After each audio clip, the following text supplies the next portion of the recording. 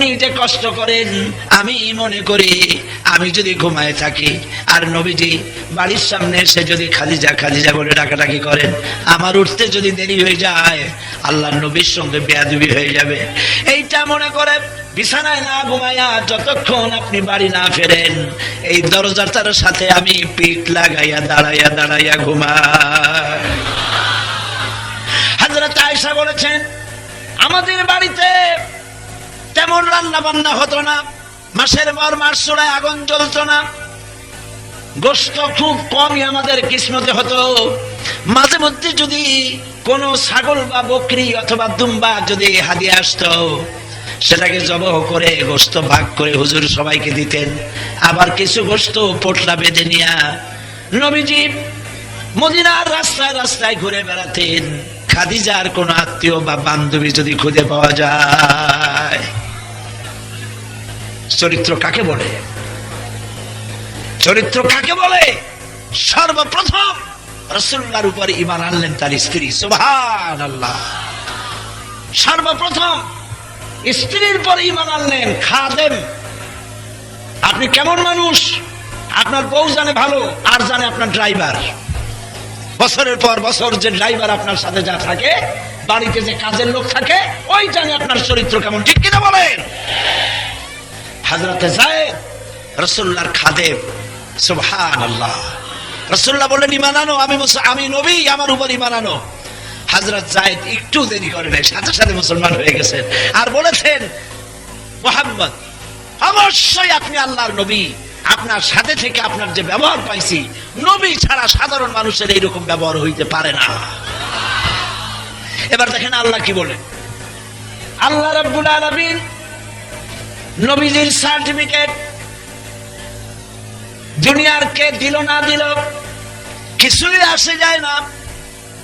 মুহাম্মদ সাল্লাল্লাহু আলাইহি ওয়াসাল্লামের স্রষ্টা আল্লাহ রাব্বুল আলামিন এই কোরআন শরীফের ভিতরে নবীজির সার্টিফিকেট দিতেছেন, ওয়া ইন্নাকা লাআলা খুলুকিন আযীম।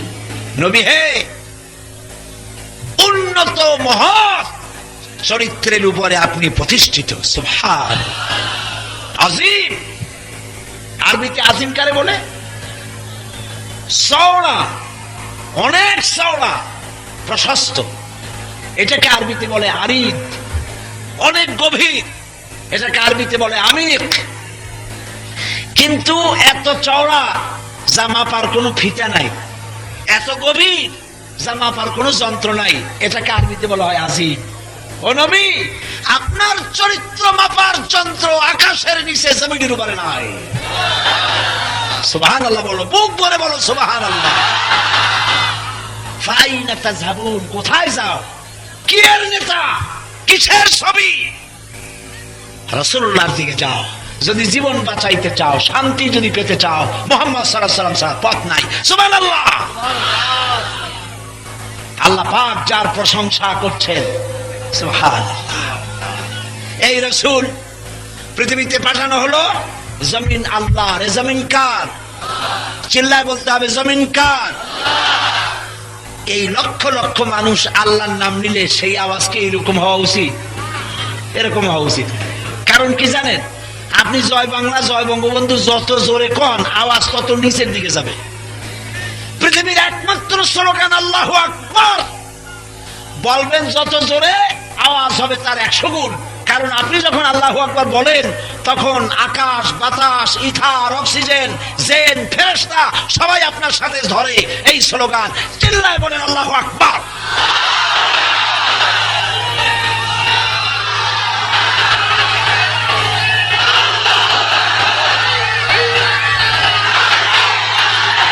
এই পৃথিবীর স্রষ্টাকে, আকাশের স্রষ্টাকে, মানব গোষ্ঠীর স্রষ্টাকে। আইন চলবে কার? সে আল্লাহর আইনকে প্রতিষ্ঠা করার জন্য মুহাম্মদ সাল্লাল্লাহু আলাইহি ওয়াসাল্লামকে পাঠানো হলো। মক্কায় লোক তৈরি করলেন, লোক তৈরি হয়ে গেছে। আবু বকর, ওমর, ওসমান, আলী রিদওয়ানুল্লাহি তাআলা আলাইহিম আজমাইন। কি সব মানুষ তৈরি হলো। সুবহানাল্লাহ। কি মানুষ। আজকের সকালে মাহফিল করলাম কোথায়? লালমনিরহাট। লালমনিরহাটের সরকারি কলেজ ময়দান টাইটুম্বুর, সকালবেলায় সকাল 11টায় বোধহয় বক্তৃতা করলাম। আমি বললাম, এই পৃথিবীর বুকে মুহাম্মদুর রাসূলুল্লাহ সাল্লাল্লাহু আলাইহি ওয়াসাল্লাম যে মানুষ বানাইছেন, পৃথিবীর অক্সফোর্ড বিশ্ববিদ্যালয়ে আমি প্রোগ্রাম করেছি, ক্যামব্রিজ বিশ্ববিদ্যালয়ে প্রোগ্রাম করেছি, বোস্টন হার্ভার্ড ইউনিভার্সিটিতে প্রোগ্রাম করেছি, ক্যালিফোর্নিয়া বিশ্ববিদ্যালয়ে প্রোগ্রাম করেছি। আমি ওইসব বিশ্ববিদ্যালয়ে বক্তৃতা করতে গিয়া শিক্ষক ছাত্রদের জিজ্ঞেস করেছি, সম্মানিত ভাইয়েরা, আপনারা বলেন পৃথিবীর সমস্ত বিদ্যালয় একত্রিত হয়ে হযরত ওমরের মতো একজন মানুষ বানাইতে পারবে? আরে ভাই, আপনাদের জিজ্ঞেস নেই। ওনারা জবাব দিলেন এক কথায়, কোয়াইট ইম্পসিবল। ওনারা বলেছেন অসম্ভব। সারা পৃথিবী যদি চেষ্টা চালায়, হযরত ওমরের একখানা পাও বানাইতে পারবে না। কারণ হযরত ওমরকে বানাইছিলেন মুহাম্মদুর রাসূলুল্লাহ সাল্লাল্লাহু আলাইহি ওয়াসাল্লাম। শুকনা শাকনা মানুষ, অর্ধেকটা পৃথিবীর প্রেসিডেন্ট। সুবহানাল্লাহ। কি বানালেন তিনি? রাসূলুল্লাহ সব মানুষ বানাইয়া চললেন আজ হিজরত করে কোথায়? মদিনা। কোথায় চললেন? কাফেররা দেখলো শিকার তো হাত ছাড়া। কাফেররা বলল, মুহাম্মদ সাল্লাল্লাহু আলাইহি ওয়াসাল্লামকে যে ধরতে পারবে, জীবিত অথবা মৃত, 100 লাল উট দেওয়া হবে। সুরাকা বলল, আমি পারবো। সুরাকা ছুটলো, খুঁজতে খুঁজতে পেয়ে গেল। মুহাম্মদ সাল্লাল্লাহু আলাইহি ওয়াসাল্লামের কাছাকাছি গেছে, অমনি সুরাকার ঘোড়ার 4টা ঠ্যাং মাটির মধ্যে গেড়ে গেছে। গল্প না হাদিস? হাদিস। হাদিস আমি কথা বলি না, যা পড়ি যা দেখি তাই বলি। আলহামদুলিল্লাহ। রাসূলুল্লাহ পেছনের দিকে তাকালেন। সুরাকা বলল, আমি মাফ চাই, আমারে ছেড়ে দেন। হুজুর বললেন, মাফ করে দিলাম, যা। 4 ঠ্যাং উপরে চলে আসে। উপরে চলে আসছে, কিন্তু সুরাকার মাথার মধ্যে চিন্তা ঢুকলো, 100 লাল উট কেমনে ছাড়ি? আবার দৌড়াইছে পিছনে, আবার 4 ঠ্যাং ঢুকে গেছে। ভাই মাফ চাই। হুজুর কোন দিলাম, মাফ করে যা। আবার ঠ্যাং জাগছে। এবার আবারও চিন্তা ধরছে মাথায়, আরে 100 লাল উট। আবার পিছনে পিছনে গেছে। এইবার কাছাকাছি যখন গেছে, ঘোড়ার ঠ্যাং, ওর নিজের ঠ্যাং, ঘোড়ার পেট ক্রমান্বয়ে চাপ দিয়েছে মাটির নিচে। রাসূলুল্লাহ পিছনের দিকে তাকিয়ে বলছেন, সুরাকা, এখনো কি বিশ্বাস হয় না যে আমি আল্লাহর নবী? সুবহানাল্লাহ। সুরাকা বলছেন, অবশ্যই অবশ্যই, আমি ক্ষমা চাই, আমাকে মাফ করে দেন। রহমতের নবী। আমাদের মতো মানুষ হলে বলতেছে, যা মোর জমের মরা। রহমতের নবী। কিসের নবী? রহমতের। আরে কোন নবীকে হারাইছি? কোন নবীর চিন্তা চেতনা বাদ দিয়ে কিসের পিছনে দৌড়াইতেছি? নাউজুবিল্লাহ বলো। রাসূলুল্লাহ বললেন, মাফ করে দিলাম। ওর ঘোড়া শুদ্ধ মাটির উপরে উঠে আসলো। এখন কয় কি শোনেন? সুরাকা বলতেছে, মুহাম্মদ বলেন সাল্লাল্লাহু আলাইহি ওয়াসাল্লাম, মনে রাখবেন, আমার নবীর নাম যখন শুনবেন, দরুদ পড়া ওয়াজিব। যে ব্যক্তি দরুদ পড়বে না, কবিরা গুনাহ হবে, ওয়াজিব তরকের গুনাহ হবে, ওয়াজিব তরকের গুনাহ হবে। আল্লাহ আমাদের মাফ করুন, বলেন আমিন। হুজুরের নাম শোনা মাত্রই যেন বলতে পারি সাল্লাল্লাহু আলাইহি ওয়াসাল্লাম। সুরাকা বলছে, আচ্ছা আমি যে আপনাকে ছেড়ে দিলাম, ধরলাম না, এই জন্য কিছু দেবেন না? চিন্তা করেন কি চিজ। আমি যে ছেড়ে দিলাম, কিছু দেবেন না? রাসূলুল্লাহ রাগ করলেন না, হাসি মুখে বললেন, দেব। কি দেবেন? সুরাকা, আমি তোমারে পারস্য সম্রাটের মাথার মুকুট তোমারে দেব। আপনারা তো সুবহানাল্লাহ কইলেন, কিন্তু ওই লোকের মুখ কালো হয়ে গেছে। স্বাভাবিক কথা। আজকের পৃথিবীর যেমন super power America, Europe, German, France, সেই সময় পৃথিবীর সুপার পাওয়ার ছিল রোমান এম্পায়ার, পার্সিয়ান এম্পায়ার। সুরাকা চিন্তা করতেছে যে দিনের বেলায় যাওয়ার সাহস নাই, যা রাতের বেলায় একটা লোক নিয়ে আত্মগোপন করে মক্কা থেকে মদিনায় হিজরত করতেছে, আর আপনি দেবেন পারস্য সম্রাটের মাথার মুকুট আমারে, তার মানে কিছু দেবেন না। মনে মনে চিন্তা করে বেচারা মুখ কালো করে বাড়ি চলে গেছে। নবী করিম সাল্লাল্লাহু আলাইহি ওয়াসাল্লাম মদিনায় পৌঁছে গেলেন। নবী করিম সাল্লাল্লাহু আলাইহি ওয়াসাল্লাম 63 বছর বয়সে ইন্তেকাল করলেন। হযরত আবু বকর ক্ষমতা এলেন, ইন্তেকাল করলেন। হযরত ওমর রাদিয়াল্লাহু তাআলা ক্ষমতা এলেন। কয়েকদিনের মধ্যে পারস্য বিজয় হলো। পারস্য বিজয়ের পর গনিমতের মাল এলো হযরত ওমরের পায়ের কাছে, সোনা দানা মণিমুক্তা অস্ত্রপাতি গনিমতের মাল স্তূপ। হযরত ওমর তাকিয়ে দেখলেন পারস্যের গনিমতের মালের মধ্যে পারস্য সম্রাটের মাথার মুকুট চকচক করছে। হযরত ওমর বলছেন, আল্লাহ বলছেন আমার হাবিব দোয়া করেন, আয় আমার রব আমাকে সত্যের সাথে প্রবেশ করাও, আমাকে সত্যের সাথে বের করো, আর তোমার পক্ষ থেকে আমাকে সুলতানে নাসির দান করো। পৃথিবীর সমস্ত মুফাসসিরিনে কেরাম এ ব্যাপারে একমত, সুলতানে নাসির শব্দের অর্থ হচ্ছে রাষ্ট্রীয় পাওয়ার। আল্লাহ তুমি আমাকে রাষ্ট্রীয় পাওয়ার দাও। আল্লাহ বলতেছেন এই দোয়া করেন, আমি আপনার রাষ্ট্রীয় পাওয়ার দেব। কারণ রাষ্ট্রীয় পাওয়ার ছাড়া আইন ইমপ্লিমেন্ট করা যায় না, আইন করা যায় না। রাষ্ট্র যা পারে কোরআনটা পারে না, ভালো করে বুঝেন। এই কোরআন যখন রাষ্ট্রের হাতে যায় তখন কোরআন যা পারে, রাষ্ট্রীয় পাওয়ারে কোরআন না গেলে কোরআনটা পারে না। কথা কি বুঝে আসছে? উল্টা পাল্টা বোঝেন নাই তো? আবার এই কথা কালকে কইেন না, সাইদি সাহেব বলে গেছে কোরআন শরীফ দিয়ে রাষ্ট্র চালানো যায় না। মানুষ তো বুঝে একরকম করে আর একরকম, উল্টা পাল্টা বুঝবেন না। কিন্তু আল্লাহর রাস্তে কোরআন জীবন বিধান, সংবিধান হিসাবে রাষ্ট্র যদি গ্রহণ করে তখন এই কোরআন তার নিজের রং দেখাইতে পারে। সুবহানাল্লাহ বলেন। কোরআন যদি রাষ্ট্রীয় পাওয়ারে না যায়, তেলাওয়াত দিয়া সেই রং দেখানো যায় না। প্রমাণ প্রমাণ রাষ্ট্র কি পারে? পলিথিন বাংলাদেশের পরিবেশের জন্য মারাত্মক হুমকি, ঠিক কিনা? ঠিক কিনা? আমার মতো সাইদি মাসের পর মাস, বছরের পর বছর, আমার থেকে বড় আলেমেরা বছরের পর বছর পলিথিনের অপকারিতা সম্পর্কে যদি ওয়াজ করে, কিয়ামত পর্যন্ত পলিথিন রাষ্ট্রীয়ভাবে বন্ধ হবে? হবে? রাষ্ট্র বলেছে পলিথিন চলবে না, বন্ধ হয়েছে কিনা?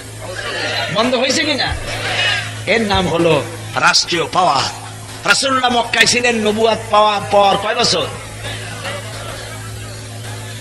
পড়াশোনা করবেন খুব, তাহলে ঠাস ঠাস করে জবাব দিতে পারবেন। কত বছর ছিলেন? 13 বছর। তখন মক্কায় আল্লাহর ঘরের মধ্যে মূর্তি ছিল কয়টা? 360টা।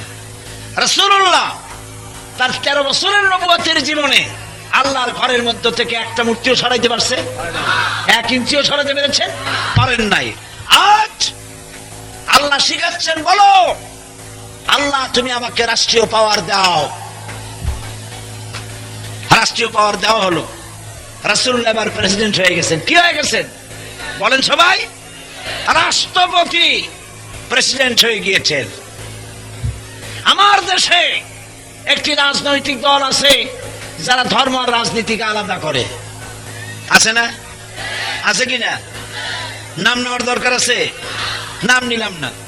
গত 5 বছর যারা দেশ চালাইছে তারা বলে ধর্ম আর রাজনীতি কি আলাদা। ধর্ম আমার ইচ্ছে মতো করব, নামাজ রোজা আমার ইচ্ছে মতো, কিন্তু পার্লামেন্ট নামাজ রোজা হজ যাকাত কোরআন অনুযায়ী করব।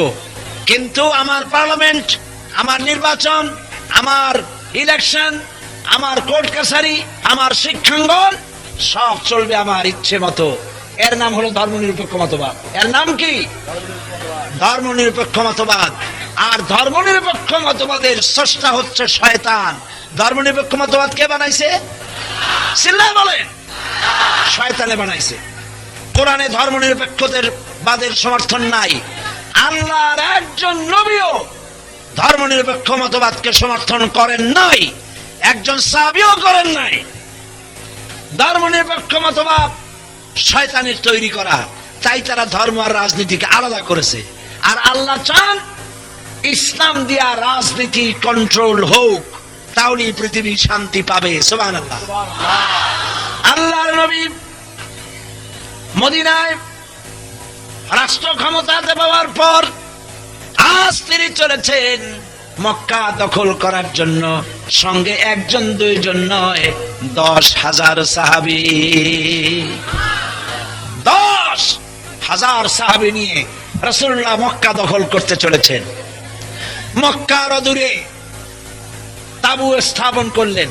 রাসূলুল্লাহ বললেন, সাহাবীরা পায়খানা বানাও বেশি, পায়খানা বানাও কম, চুলা বানাও বেশি।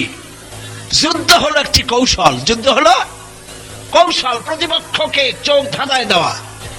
আবু সুফিয়ান টের পেয়ে রাতের বেলায় গোয়েন্দা বিভাগের লোক পাঠাইলো, দেখো তো কি পরিমাণ লোক আসছে, মুহাম্মদ সাল্লাল্লাহু আলাইহি ওয়াসাল্লাম কত লোক নিয়ে আসছেন। ওরা গিয়ে সকালবেলা এসে রিপোর্ট করলো, আবু সুফিয়ান মুহাম্মদ সাল্লাল্লাহু আলাইহি ওয়াসাল্লাম কত লোক আনছেন, লোক গুনবো কি, কত যে চুলা, সারা রাত চুলা গুনতে গুনতে ফজর হয়ে গেছে। আবু সুফিয়ান ভারী রাগ করলো, বেকুব, পাঠাইলাম মানুষ গুনতে গুনছে চুলা। রাসূলুল্লাহ বলেছেন পায়খানা বানাও কম, 10,000 মানুষ পায়খানা কম। সকালবেলায় এই কাম কার না লাগে। প্রত্যেক পায়খানার লাইনে বিরাট বিরাট লাইন, প্রত্যেক পায়খানার সামনে। সকালবেলায় যারা গুনতে আসছে তারা গিয়ে বলছে, আবু সুফিয়ান মানুষ গুনবো কি, এক এক পায়খানার সামনে যে লাইন, লাইন গুলি গুলিতে পারি। আবু সুফিয়ান এবার নিজে আসছে, এসে মাঠের অবস্থা দেখে অবাক হয়ে গিয়েছে। রাসূলুল্লাহর চাচা হযরত আব্বাস ছিল দাঁড়ানো। আবু সুফিয়ান বলছে, আব্বাস তোমার ভাইয়ের ছেলে তো ভালোই বাদশা হয়ে গেছে। হযরত আব্বাস বলেন, আবু সুফিয়ান তোমার চক্ষু তোমাকে প্রতারণা করতেছে, চোখটা ভালো করে খুলে দেখো, এর নাম বাদশাহী নয়, এর নাম নবুয়ত। এর নাম যদি বাদশাহী হতো, তোমার মাথা তোমার ঘাড়ের উপরে থাকার কথা ছিল না, এতক্ষণে তোমার মাথা গড়া গড়ে যেত মাটির উপরে। এর নাম বাদশাহী নয়, এর নাম হলো নবুয়ত। নবীজি কাবা শরীফে প্রবেশ করলেন, মানুষেরা দৌড়াচ্ছে, উঠি কি বাঁচি, পড়ি কি মরি, মানুষ সমানে দৌড়ায়। হুজুর দেখলেন একটা বুড়ি কয়েকটা বস্তা মাথা নিয়া দৌড়দৌড়ি করছে। হুজুর জিজ্ঞেস করেন, বুড়ি গো কোথায় যাও? বুড়ি বলে, হে পথিক তুমি কি জানো না আব্দুল্লাহর পুত্র মুহাম্মদ সাল্লাল্লাহু আলাইহি ওয়াসাল্লাম এসেছে, আজ আর কারো বাঁচার উপায় নাই, কাফের যা পাবে কেটে কুটে শেষ করে দেবে। নবীজি বললেন, বুড়িমা তুমি কদ্দূর যাবা? সে তার যাওয়ার কথা বললো। নবীজি বললেন, তোমার বোঝাগুলি আমারে দাও। বোঝাগুলি তিনি বহন করলেন, আর এই বুড়ির সাথে সাথে তিনি গিয়া বুড়ির নিরাপদ জায়গায় বস্তাগুলি রেখে এবার তিনি বিদায় হবেন। বুড়ি বললেন, কিছু পারিশ্রমিক নাও। নবীজি বললেন, পারিশ্রমিক নেব না। বুড়ি বলল, আশ্চর্য কথা, এই দেশের মানুষ মানুষের উপকার করে বিনা পয়সায়, চোখে দেখা দূরের কথা, স্বপ্নেও দেখি নাই, তুমি কে পয়সা নিবা না? হুজুর বলেন, বুড়ি গো যার ভয়তে আল্লাহর ঘর ছেড়ে এত দূর এসেছো, আমি সেই মক্কার আব্দুল্লাহর এতিম পুত্র মুহাম্মদ সাল্লাল্লাহু আলাইহি ওয়াসাল্লাম। বুড়ি বলছে, আরে তুমি এত ভালো, এত উদার, এত মহৎ, তোমার বিরুদ্ধে কাফের বেঈমানেরা কত আজেবাজে কথা বলেছে, আমি এখন বুঝতে পেরেছি তুমি সাধারণ মানুষ নও, তুমি যে আল্লাহর নবী, কোনো সন্দেহ নাই। আমি মুসলমান হয়ে গেলাম, আমারে মুসলমান বানাও। নবীজি বলেন, বুড়িমা পড়ো লা ইলাহা ইল্লাল্লাহু মুহাম্মাদুর রাসূলুল্লাহ। মক্কা দখল হলো, কাবা শরীফে প্রবেশ করলেন রাসূলুল্লাহ, হাতে ছিল লাঠি। বুখারীর হাদিস, হাতে ছিল কি? লাঠি। কাবা শরীফে প্রবেশ করে রাসূলুল্লাহ মূর্তিগুলির মাথা, লাত, মানাত, উজ্জা, হুবাল, এগুলির মাথার উপরে লাঠি দিয়ে আঘাত করলেন আর বললেন, কুল জা আল হক ওয়া যাকাল বাতিল ইন্নাল বাতিলা কানা যাহুকা। বলো মিথ্যা প্রত্যক্ষ বিখ্যাত, সত্য সমাগত আর মিথ্যা অপসৃত। সমস্ত মূর্তিগুলি রাস্তা ফেলে দিয়ে ভেঙে চুরে চুরমার করে দিলেন। সুবহানাল্লাহ। ও মুসলমান, যাদের নবী মূর্তি ভাঙে, যাদের জাতির পিতা মূর্তি ভাঙে, আর সেই দেশের মুসলমানেরা, মুসলমান নামদারি লোকেরা গত 5 বছরে বাংলাদেশে মূর্তি গড়েছে।